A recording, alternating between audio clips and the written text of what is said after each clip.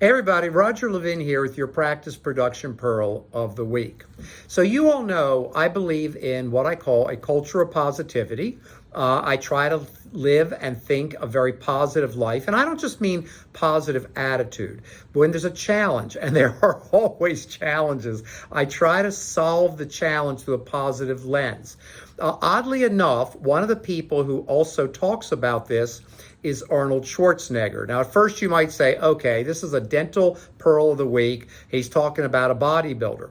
I'm talking about a bodybuilder that has made hundreds and hundreds of millions of dollars, who's a top real estate investor, who was one of, if not the greatest bodybuilder who ever lived, became the highest paid actor in the history of Hollywood, became the governor of California, which for an immigrant to the United States is pretty amazing. 1-2 terms.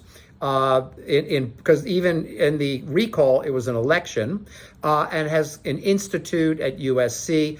I think he's a pretty amazing person. But putting that aside, he also talks about how he lived his life whenever challenges came up, looking at the challenge through a positive lens. I also have always tried to do that, coming up with better solutions, not looking through a negative lens, not saying it can't be done, but looking at the positive lens. Now, why is this important? Because what I really want to talk about in this pearl, took me a long time to get here, is your office manager. I'm a fan of the staff. I'm a fan of respecting people. I'm a fan of a culture of positivity. Our office managers often have great potential, but hence the word potential. They need training. Because when you have an office manager, your team will not exceed the skill set of the office manager. That applies in many areas. Your production will not exceed the limits of your scheduling system. Your team will not exceed the skill set of your office manager. So if you want a great team, you need to also build a great office manager. And what does he or she need? They need systems. What are the systems we put in place?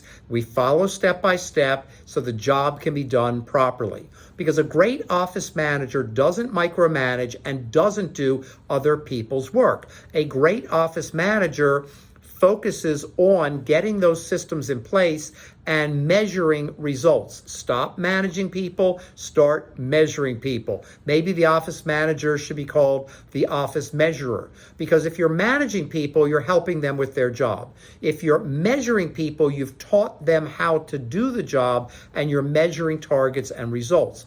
That frees up the office manager to deal with unexpected situations, to think through unusual occurrences or issues that come up during the day. And the highest level, to think strategically. How do I help our practice go to here and here and here? That's what a great office manager does. And if you want a great office manager, you've got to put in the systems to allow them to be trained and to do training. As always, I wish you increased practice production every year, and make sure you keep thinking and training through a positive lens. And I'll see you next week.